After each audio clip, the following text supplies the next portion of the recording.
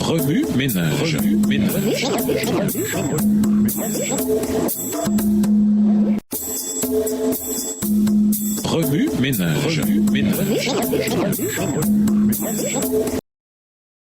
Bienvenue à notre émission Remue ménage. Nous sont de mercredi. Invité, un sacrifice nécessaire. Les musulmans trouvent souvent difficile à accepter le concept chrétien d'expiation, mais il diffère considérablement des enseignements islamiques. Dans l'islam, Allah accorde son pardon en réponse directe au repentir sincère, à la prière et aux bonnes actions du pécheur. Il n'y a pas besoin de médiateur ni de sacrifice. La sourate Al-Zumar 39-53 souligne la miséricorde de Dieu. Dit ô mes serviteurs qui avez commis des excès à votre propre détriment, ne désespérez pas de la miséricorde d'Allah, car Allah pardonne tous les péchés. Oui, c'est lui le pardonneur, le très miséricordieux. Cependant, la Bible enseigne que le péché n'est pas simplement une erreur ou une règle enfreinte, mais une rupture morale et relationnelle avec Dieu. Le péché crée une dette non seulement au sens juridique, mais au sens relationnel. Notre désobéissance brise la relation avec notre Créateur. Romains 6, verset 23 déclare « Car le salaire du péché, c'est la mort », version Colombe. Le péché conduit à la mort spirituelle et physique, à la séparation éternelle d'avec Dieu. Et cette dette ne peut être simplement ignorée sans compromettre la justice et la sainteté de Dieu. Les musulmans peuvent avoir du mal à comprendre le prix du pardon, car l'islam ne met pas l'accent sur le caractère pécheur de l'humanité, comme le fait le christianisme. L'islam enseigne que les êtres humains sont faibles, mais capables de repentance et de réforme. D'un point de vue chrétien, le péché provoque une rupture relationnelle qui nécessite plus que le simple pardon. Il nécessite une purification et une restitution pour réparer les dommages causés par la violation de la loi morale de Dieu. Nous lisons dans Ésaïe 59, le verset 2, « En réalité, ce sont nos torts qui dressent une barrière entre vous et votre Dieu. Ce sont vos propres fautes qui le poussent à tourner la tête pour ne pas vous écouter. » Cette séparation d'avec Dieu est la raison pour laquelle l'expiation est nécessaire pour restaurer la relation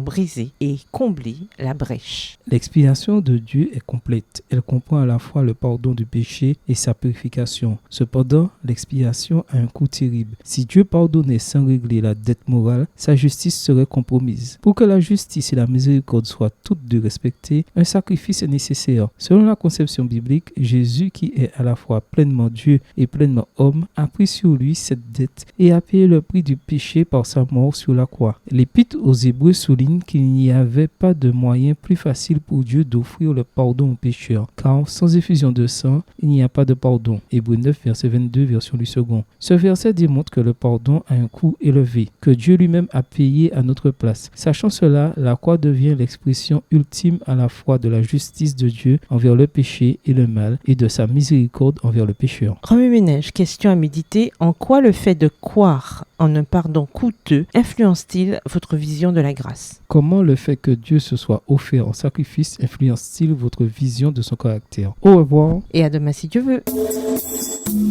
Remue ménage. Remue ménage.